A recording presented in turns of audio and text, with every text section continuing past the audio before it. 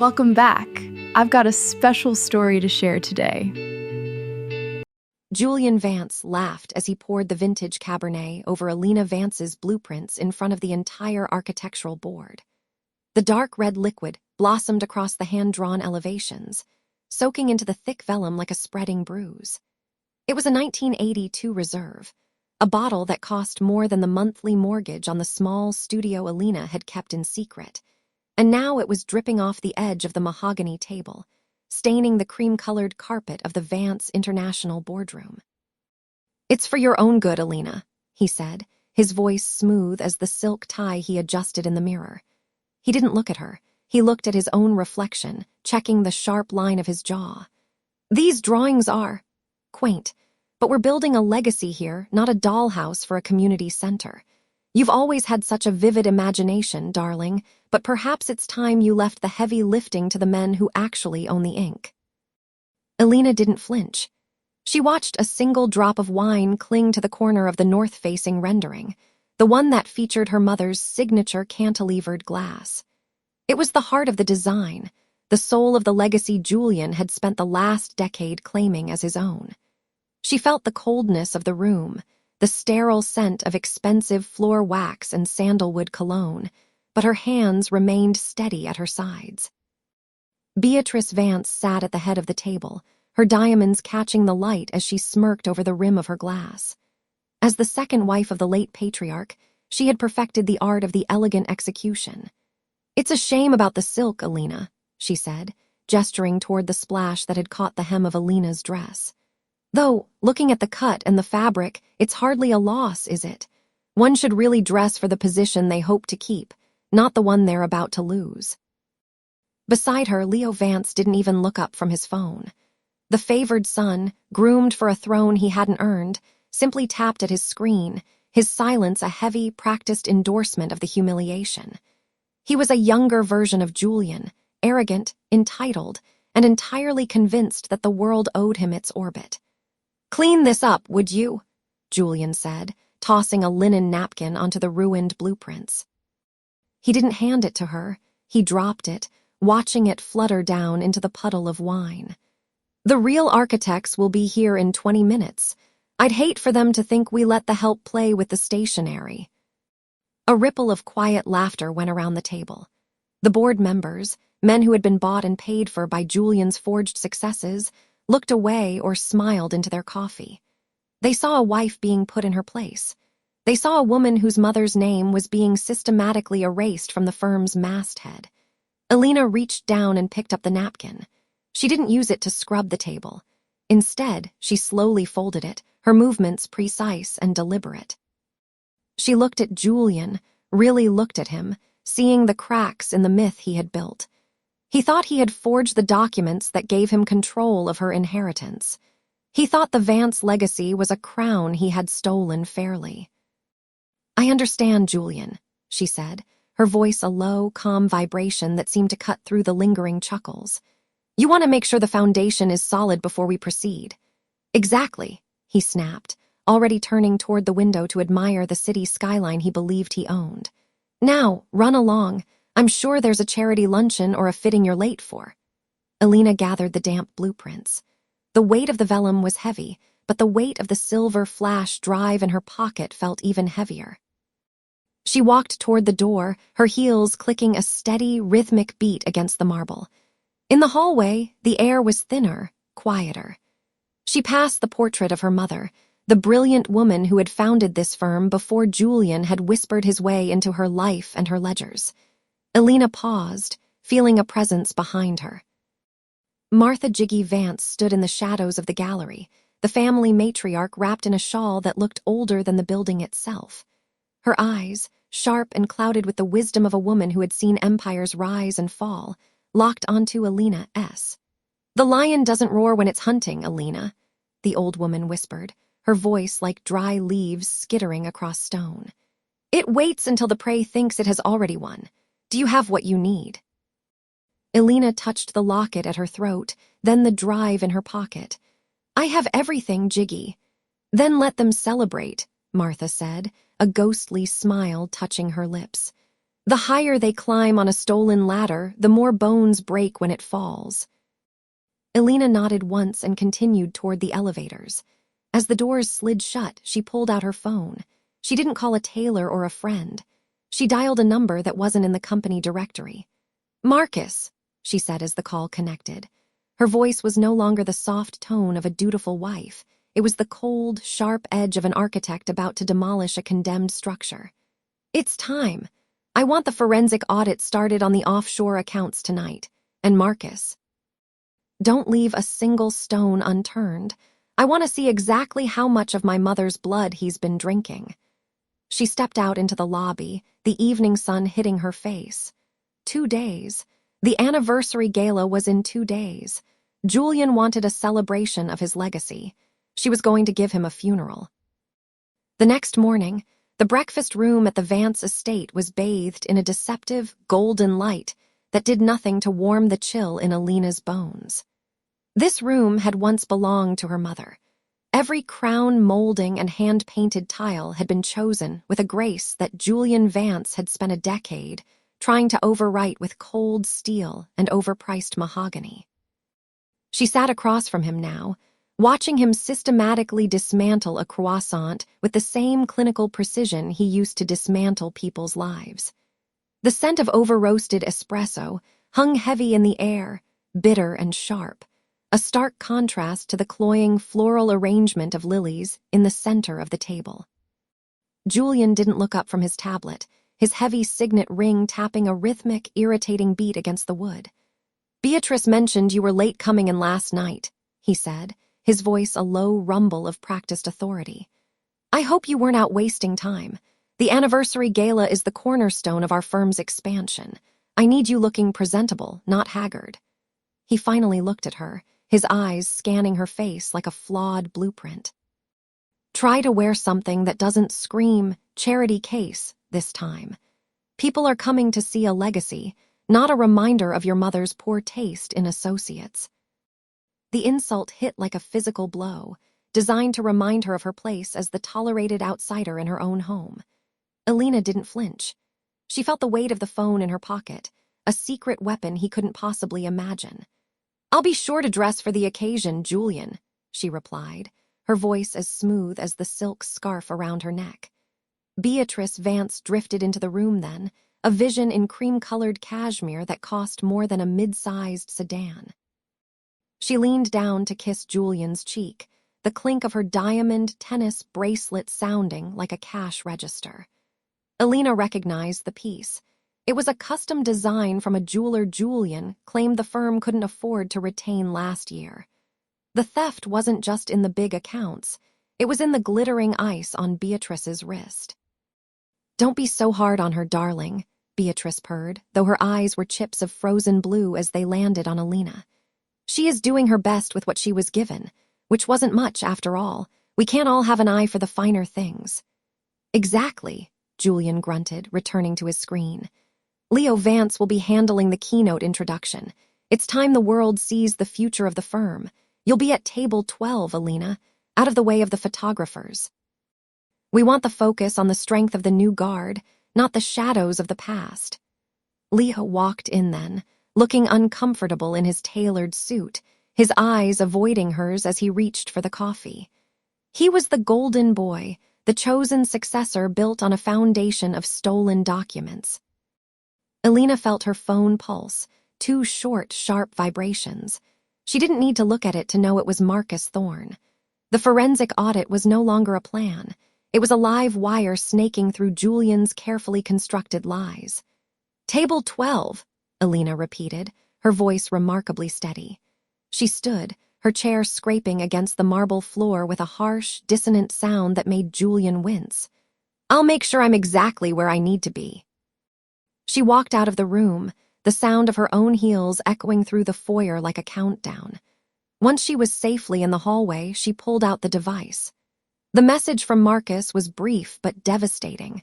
The signature on the 2018 property transfer is a digital overlay. "It's a forgery, Elena. He didn't just steal the company, he stole the land it sits on. We have the origin IP." A cold sort of triumph settled in her chest. Julian wanted a celebration of his legacy. He wanted to parade his stolen wealth in front of the city's elite while hiding her in the shadows. He had no idea that Martha Jiggy Vance had kept the one thing he couldn't forge, the truth. Elena tucked the phone away, her fingers grazing the small locket she wore beneath her blouse. 36 hours remained. The gala wasn't just a party anymore, it was an execution. Julian was climbing higher than ever, but he was doing it on a ladder she had already begun to saw through. 2 days later, the air in Marcus Thorne's secure basement office smelled of ozone and over-extracted espresso.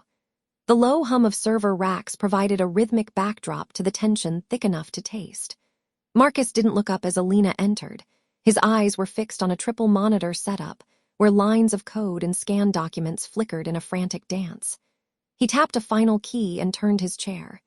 In his hand, he held a sleek, obsidian-colored flash drive.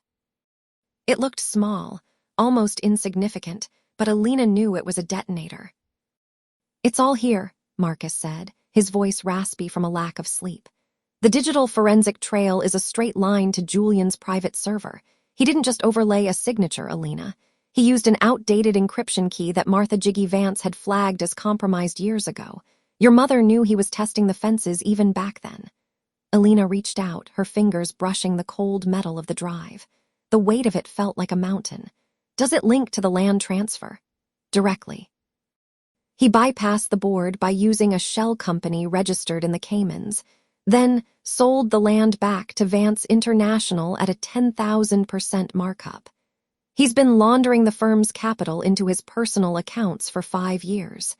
He thinks he's a genius, but he left a burning trail behind him. Elena tucked the drive into the hidden velvet lining of her clutch. "He's not a genius. He's just never been told no by someone who had the receipts." "The gala is tomorrow night," Marcus reminded her, his expression grim. "Once you play this card, there's no folding. He'll lose everything, the company, the estate, his reputation, but he'll fight like a cornered animal." "Let him," she replied, her voice a low, steady blade. "I've spent 5 years watching him play with stolen toys. It's time he learns. They were never his to begin with." 3 hours later, Elena stood in the grand foyer of the Vance estate. The scent of expensive jasmine perfume hit her before Beatrice Vance even rounded the corner. Beatrice was draped in a silk robe that cost more than most people's annual rent, her eyes scanning Elena with the practiced disdain of a woman who had built a life on someone else's foundation. "You're late for the final seating arrangement review," Beatrice said, not bothering to hide the sharp edge in her tone. "Julian is already in the study with the caterers. We're moving your table to the back, near the service entrance. We need the front rows for the actual investors." Elena didn't flinch. She felt the hard edge of the flash drive against her hip, a secret power that made Beatrice's petty insults feel like static. "The back is fine, Beatrice. I prefer a clear view of the entire room anyway." Julian stepped out of the study then, a crystal glass of scotch in his hand. The ice clinked against the glass, a sharp, cold sound that echoed in the marble hallway. He looked at Elena, his smirk widening with a predatory kind of satisfaction. "There she is," Julian said, his voice dripping with forced patriarchic warmth. "The architect of our misery. I hope you've picked out a dress that doesn't scream pauper, Elena. Tomorrow is about the Vance legacy. I won't have you embarrassing the name your mother worked so hard to fail at." Elena's pulse spiked, a hot flash of rage that she channeled into a cold, polite smile. "My mother's legacy is exactly what I'm thinking about, Julian, every time I walk through these halls." "Good," Julian snapped, his demeanor shifting as he stepped into her personal space. He leaned down, the smell of expensive tobacco and arrogance rolling off him. "Because after tomorrow, the rebranding is complete. I'm clearing out the last of the archives. All those old blueprints and sentimental records Martha Jiggy kept, they're being shredded. We're moving forward. You're just a ghost in a house that's finally found its master."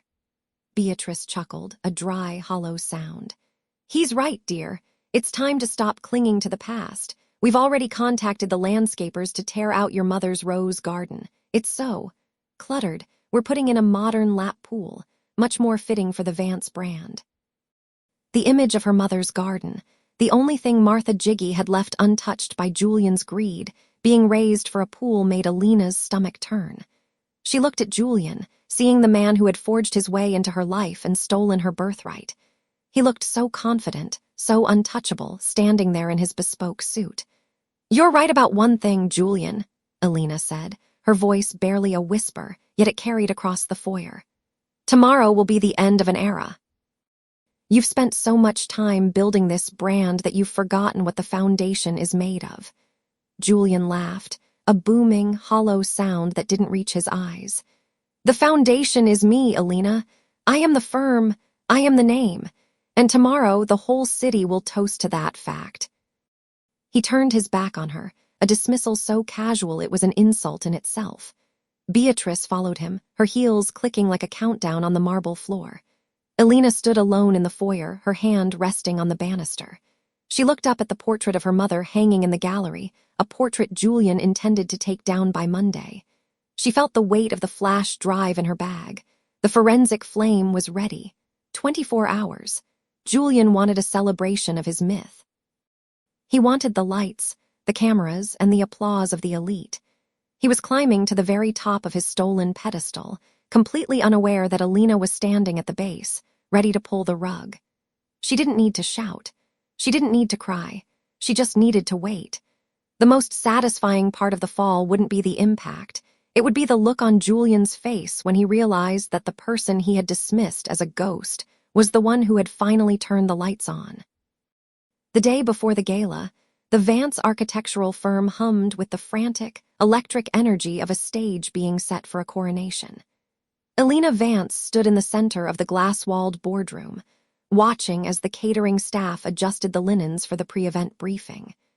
The air smelled of expensive mahogany polish, and the bitter, over-roasted bite of the espresso Julian insisted on importing from Milan. It was a scent that usually signaled progress, but today it felt like the stagnant air of a tomb. Julian Vance sat at the head of the table, his fingers tapping a rhythmic, arrogant beat against the polished surface. He was reviewing the digital mock-ups for the Legacy Plaza, the project that would supposedly cement his status as a visionary. He didn't look up when she entered. He simply gestured toward a stack of folders near the edge of the table. "Make yourself useful and proof these, Elena," he said, his voice casual and dismissive. "The press packets need to be perfect. I won't have your mother's outdated drafting style casting a shadow on my modern refinements." The first rage spike hit her like a physical blow. He wasn't just stealing the work. He was actively insulting the hand that had drawn the original lines. Beatrice Vance sat beside him, her fingers fluttering over her tablet as she coordinated the guest list. She looked up, her lips curling into a thin, performative smile.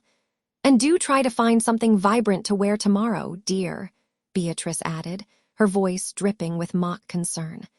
"We wouldn't want the donors thinking Julian's daughter is in mourning. It's a celebration of life, after all. His life." Elena felt the weight of the encrypted drive in her blazer pocket, a cold, hard rectangle of truth. She didn't snap back. Instead, she walked to the head of the table and picked up the folders. Her hands were steady, her pulse a slow, deliberate thrum. "I've already looked over the presentation slides for the Legacy tribute," Elena said, her voice dropping to a calm, icy register. "They're quite illuminating, Julian. I think the audience will be surprised by how much detail has been recovered." Julian finally looked up, his eyes narrowing. For a fleeting second, a flicker of something, uncertainty, perhaps, crossed his face before it was buried under a mountain of ego. He let out a short, dry laugh that echoed off the glass walls. "Surprise is for people who haven't planned ahead," he sneered, leaning back in his leather chair. "I've spent 5 years perfecting this narrative. What could you possibly add that I haven't already approved? You're a ghost in this firm, Elena. Be careful not to vanish entirely." She met his gaze without blinking. "History has a way of correcting itself when the lights get bright enough." She turned and walked toward the exit, the click of her heels sounding like the ticking of a countdown on the marble floor. In the hallway, she passed Leo, who was staring at a rendering of the plaza with a furrowed brow. He looked like a man trying to solve a puzzle with half the pieces missing. He opened his mouth to speak, but she didn't stop. Near the elevators, she saw Marcus Thorne. He was leaning against the wall, a tablet tucked under his arm. To anyone else, he looked like a bored consultant waiting for a ride. But as she approached, he gave her a singular, sharp nod. The forensic audit was complete. The flame was uploaded to the gala's central server, hidden behind a dormant line of code that would only activate when Julian pressed play on his grand finale.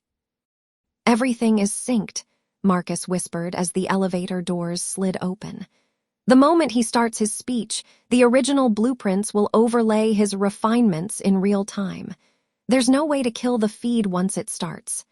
"Good," she replied, stepping into the car. The descent felt like the drop before a roller coaster's first loop. She looked at her reflection in the polished steel doors.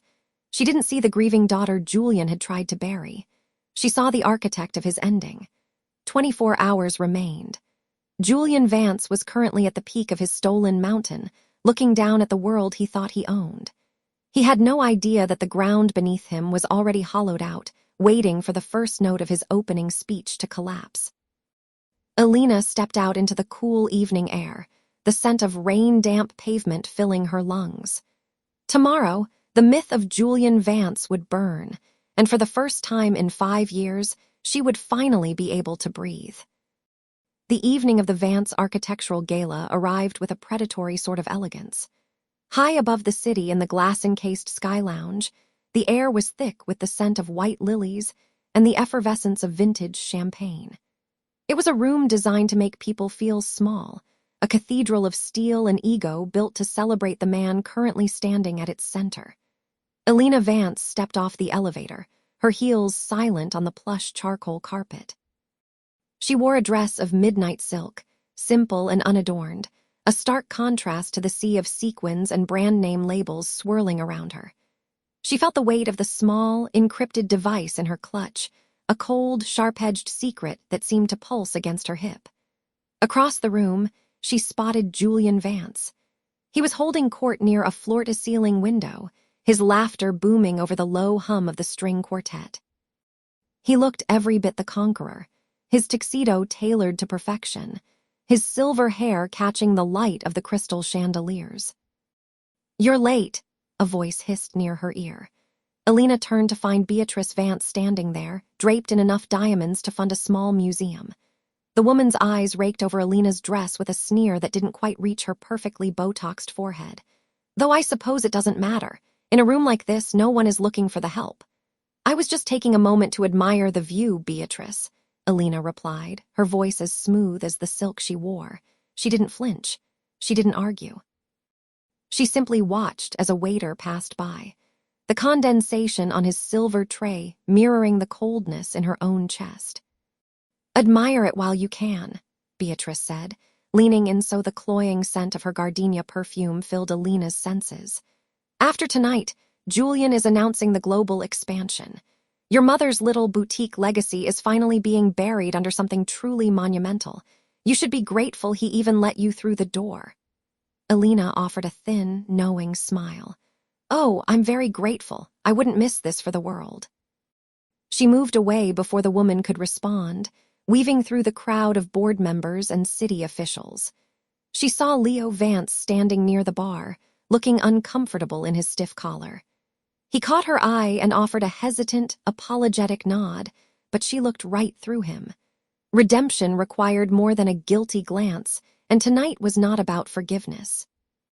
Near the back of the hall, tucked into a shadow cast by a marble pillar, she found Martha "Jiggy" Vance. The matriarch sat in a velvet armchair, her cane topped with a silver hawk's head. When she saw Elena, her aged eyes sparked with a fierce, hidden fire.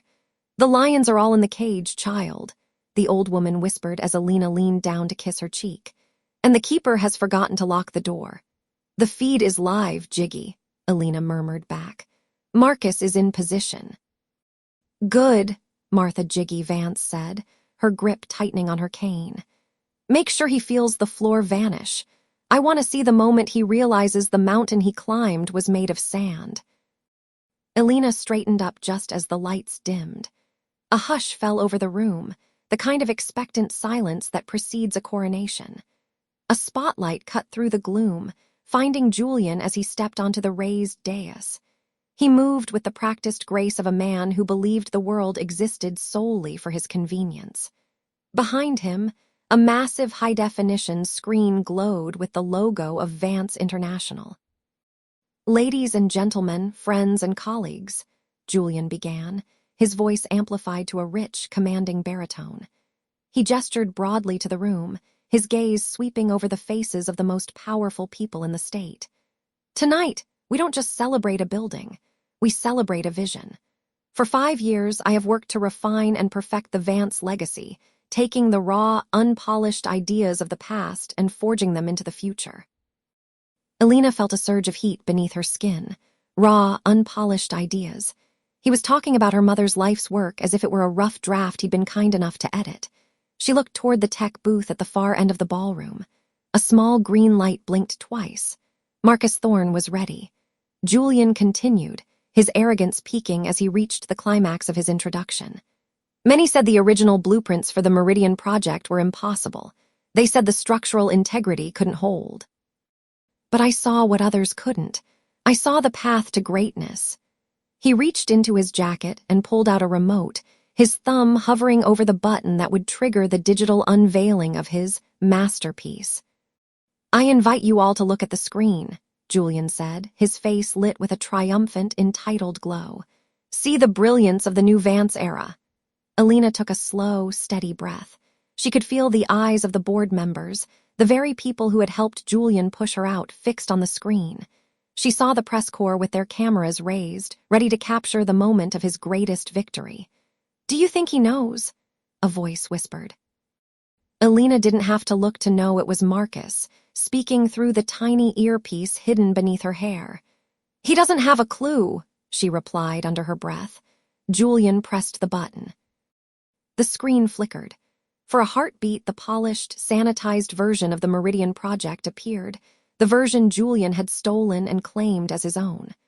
But then, a jagged line of static tore through the center of the image. The high-gloss rendering began to dissolve, the colors bleeding away like ink in the rain. Julian's smile faltered, just a fraction.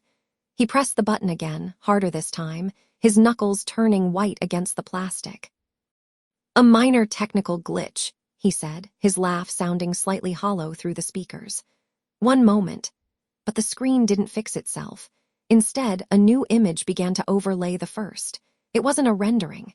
It was a scanned document, yellowed with age, bearing the unmistakable hand-drawn signature of Elena's mother. Across the top, in bold, red letters that hadn't been there a second ago, were the words, "Original intellectual property unauthorized alteration detected." The room went deathly quiet. The only sound was the low, rhythmic thrum of the cooling fans in the walls. Elena watched Julian's face. The bronze tan he'd cultivated seemed to gray in the harsh light of the projector. His mouth opened, then closed, his eyes darting toward the tech booth with a look of sudden, panicked realization. Elena stepped forward, moving into the edge of the spotlight's reach. She didn't say a word, but she met his gaze with a cold, unwavering clarity. She wanted him to see her. She wanted him to know exactly whose hand was on the lever. Julian looked back at the screen, where the original blueprints were now meticulously stripping away his refinements in a real-time animation, exposing the flaws he'd introduced to save on costs. The witnesses began to murmur, a low tide of scandal rising in the room. Julian gripped the podium, his chest heaving as he stared at the digital ghost of the woman he had betrayed. He turned his head slowly toward Elena, his eyes wide and bloodshot. "What have you done?" he wheezed, the microphone catching his desperate whisper for everyone to hear. Elena didn't answer. She simply checked her watch, the silver face catching the light. The countdown was over. The real show was about to begin. Julian Vance gripped the edges of the mahogany podium so hard his knuckles turned the color of bone. The microphone, still live, broadcast the jagged, uneven rhythm of his breathing to every corner of the silent ballroom. He looked at the screen, then back at the woman standing in the center of the aisle, and for the first time in 20 years, the mask of the untouchable visionary didn't just crack, it shattered. Elena Vance didn't raise her voice. She didn't have to. The silence in the room was heavy, pressurized by the collective shock of the city's elite. She raised a slender hand, signaling to Marcus Thorne at the back of the hall. With a single keystroke, the animation of the flawed blueprints vanished, replaced by a high-resolution scan of a notarized deed and a series of wire transfer records. The murmurs in the crowd died instantly. These weren't just architectural plans. These were the receipts of a decade-long theft. "You told the board that the Vance legacy was built on your singular vision," Elena said, her voice cutting through the chilled air like a scalpel. She began to walk toward the stage, the rhythmic click of her heels on the marble floor sounding like a countdown. "But these documents show a different story. They show the systematic embezzlement of my mother's estate to fund your shell companies. They show your signature, Julian, forged over hers while she was too ill to hold a pen." The blood retreated from Julian's face with such violent speed that his skin took on the translucent, sickly hue of spoiled milk. His eyes, once sharp with calculated arrogance, bulged until the whites were threaded with frantic red veins. A single, heavy bead of sweat tracked through his foundation, carving a path of ruin down his cheek. His lower lip didn't just tremble, it spasmed, revealing the slick, pale gums of a man who had forgotten how to breathe. The predatory posture he had maintained for decades simply evaporated, leaving behind a hollow, shrunken frame that seemed to rattle against the very wood of the podium. He looked like a man watching his own execution in real time, his mouth opening and closing in a silent, fish-like gasp for air that wouldn't come. In the front row, Beatrice Vance let out a sharp, choked sound. She clutched her designer clutch to her chest as if it could shield her from the evidence glowing on the screen. Beside her, Leo Vance stared at his father, his face a mask of dawning horror. The father he had idolized was disappearing, replaced by a common thief caught in a spotlight. "This is a fabrication," Julian finally wheezed, his voice cracking. He turned to the audience, his hands flailing. "She's bitter. She's trying to destroy what we've built." "I'm not destroying anything, Julian," Elena countered, stopping at the base of the stage.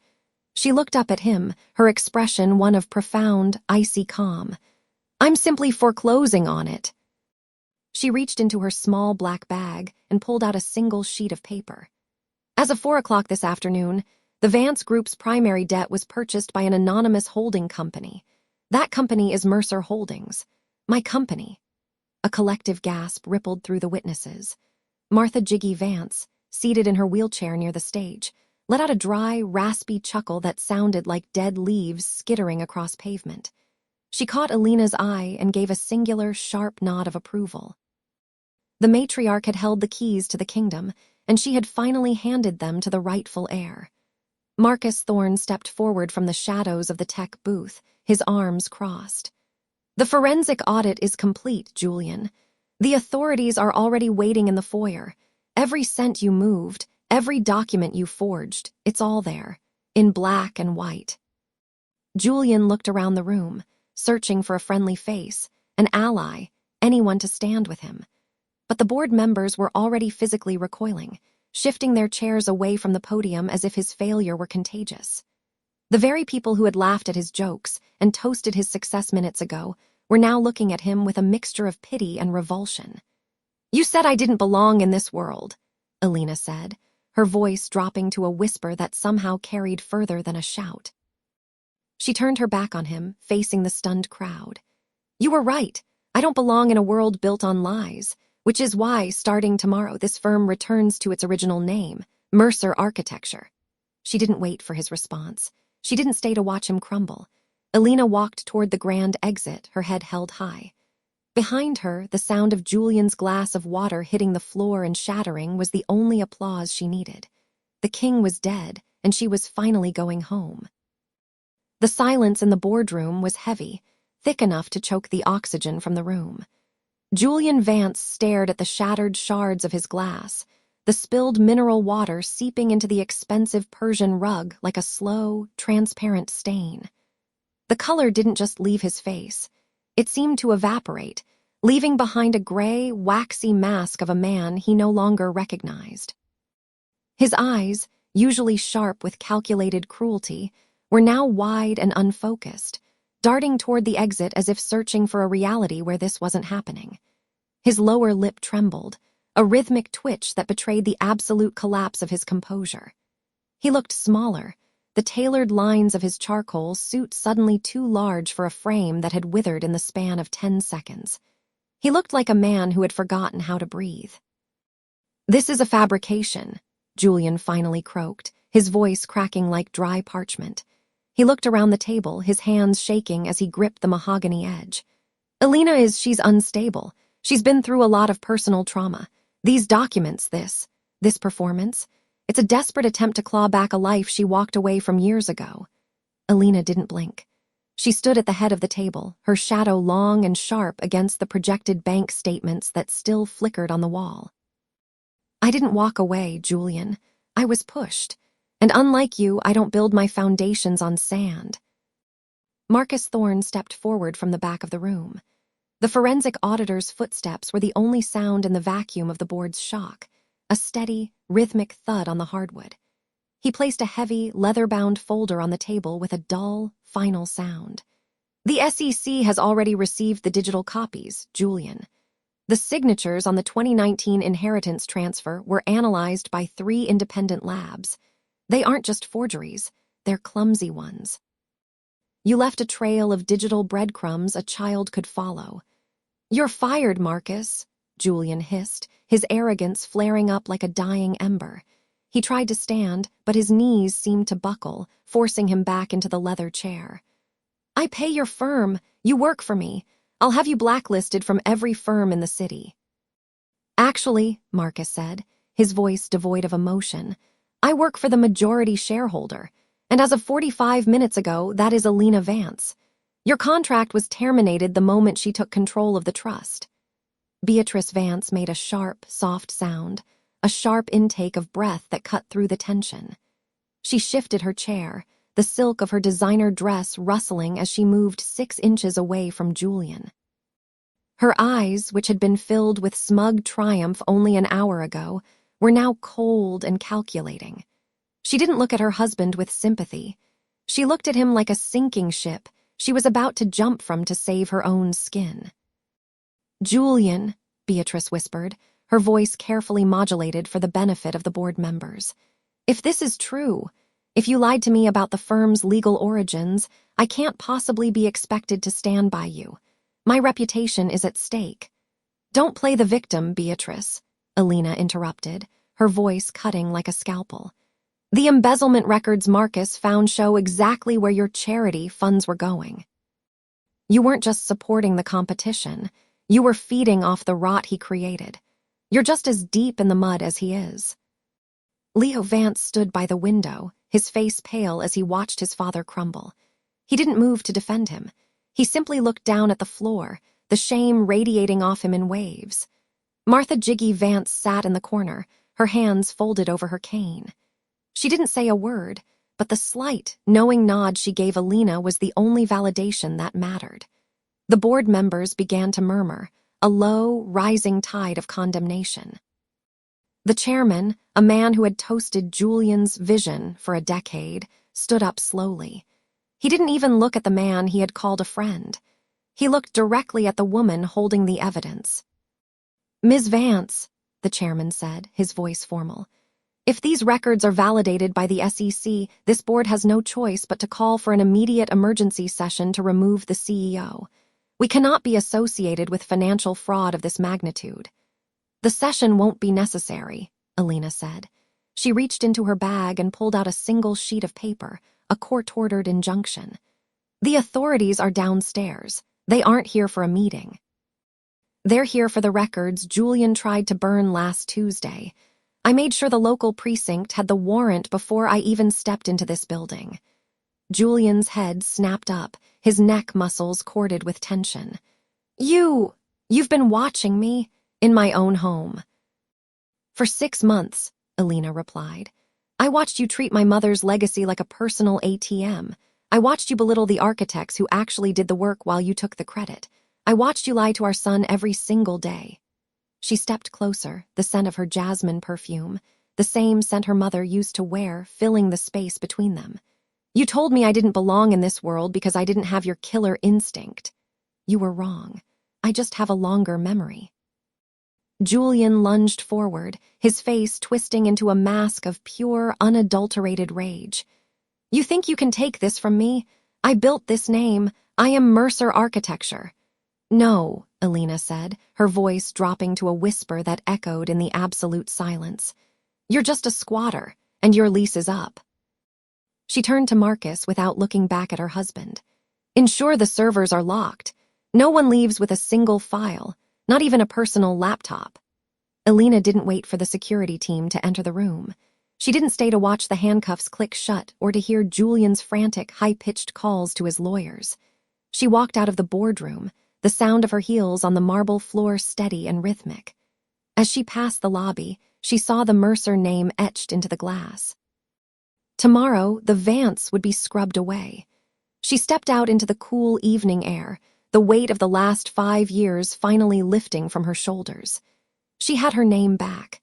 She had her mother's house back. And for the first time in a long time, Elena Vance breathed in the scent of a city that finally belonged to her again. 6 months later, the morning sun hit the Mercer building at an angle that made the new signage glow with a sharp, unforgiving brilliance. The name Vance had been chiseled away, replaced by the deep, elegant serif of her mother's maiden name. Inside the executive suite, the air no longer smelled of Julian's heavy sandalwood cologne. Instead, it carried the crisp scent of fresh cedar and the clean, metallic tang of new blueprints. Elena Vance sat behind the desk that had once belonged to her grandfather. She ran her thumb over the smooth mahogany, feeling the grain of the wood beneath her skin. She was no longer the woman who had spent years shrinking herself to fit into the shadows of her husband's ego. She wore a tailored suit of charcoal gray, and her hair was pulled back in a style that was efficient and severe. A soft knock preceded Marcus Thorne as he entered the room. He carried 2 cups of coffee and a thick manila folder. He didn't wait for an invitation to sit. Their relationship had evolved into a partnership built on the wreckage of the old firm. The final audit on the offshore accounts is complete, he said, sliding the folder across the desk. The court-appointed liquidator finished the seizure of the Greenwich estate yesterday. Julian Vance is officially out of options. She didn't look at the folder immediately. Instead, she watched the steam rise from her coffee. Where is he staying? A studio apartment in Queens, Marcus replied, his voice devoid of sympathy. It's a walk-up. No doorman, no marble foyer. His legal team abandoned him 3 weeks ago when the retainers dried up. He's representing himself in the fraud hearings now. Elena took a slow sip of the coffee. The bitterness was grounding. She thought of the man who had once told her she was lucky to have his name, the man who had mocked her mother's legacy while systematically dismantling it. Now, he was living in the kind of neighborhood he used to call the gutter during dinner parties. And Beatrice Vance, she asked. Living with her sister in Florida, he said. The jewelry she tried to hide was flagged by the forensic team. She had to surrender the Cartier collection just to stay out of the initial indictment. As for Leo Vance, he's actually working. A junior drafting position at a firm in Chicago. No one there knows who he is. He's living on an entry-level salary, which I imagine is the greatest shock of his life. The justice was proportional, yet it felt strangely quiet. There were no cameras now, no boardrooms full of gasping witnesses. There was only the reality of a man who had built a life on a foundation of stolen glass, watching it shatter into dust. The door opened again, and Martha Jiggy Vance walked in. The family matriarch looked smaller than she had 6 months ago, but her eyes remained sharp. She carried a small, velvet-lined box. She waited for Marcus to excuse himself before approaching the desk. I found this in the vault at the house, the older woman said, placing the box in front of Elena. It belonged to your mother. Julian had moved it to a miscellaneous storage crate years ago. I think he intended to sell the stones, but he never got the chance. Elena opened the box. Inside lay a simple pearl necklace with a sapphire clasp. It wasn't as expensive as the diamonds Julian had draped around her to show off his wealth, but as she touched the cool spheres, she felt a lump form in her throat. "He sent 3 letters this week," Martha Jiggy said softly. "He's asking for a meeting. He says he has ideas for a restructuring that could benefit the firm. He still thinks he can talk his way back into a suit." Elena didn't hesitate. She reached into her drawer, pulled out 3 unopened envelopes addressed in Julian's familiar, arrogant script, and handed them to the older woman. "Give these to the shredding service on your way out. I have no words left for him." Martha Jiggy nodded, a faint, proud smile touching her lips. "You've done well, Elena. The Mercer name is respected again." When she was alone, Elena stood and walked to the floor-to-ceiling window. The city stretched out before her, a grid of endless possibilities. She looked down at her left hand. The skin on her ring finger was still slightly paler than the rest, a ghostly reminder of the diamond that had once anchored her to a lie. She had won. She had the firm, the house, and the truth. But as she stared at her reflection in the glass, she saw the cost. There was a hardness in her eyes that hadn't been there a year ago. She had learned how to be cold. She had learned how to wait for the kill. She picked up her fountain pen and returned to the blueprints on her desk. The rhythmic click of the pen was the only sound in the room. She was building something new now, something that didn't rely on anyone else's permission.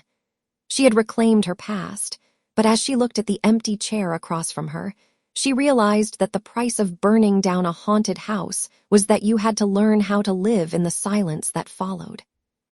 She was the architect of her own life now, and for the first time, the foundation was solid.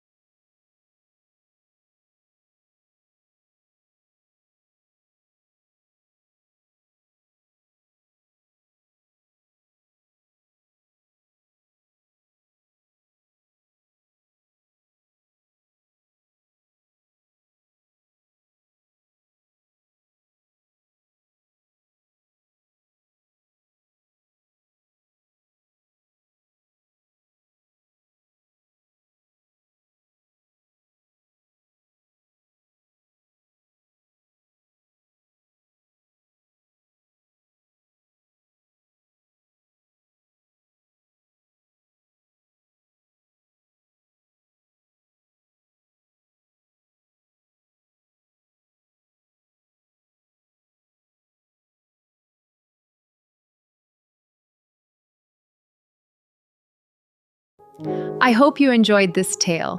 Please subscribe to support the channel. Goodbye for now.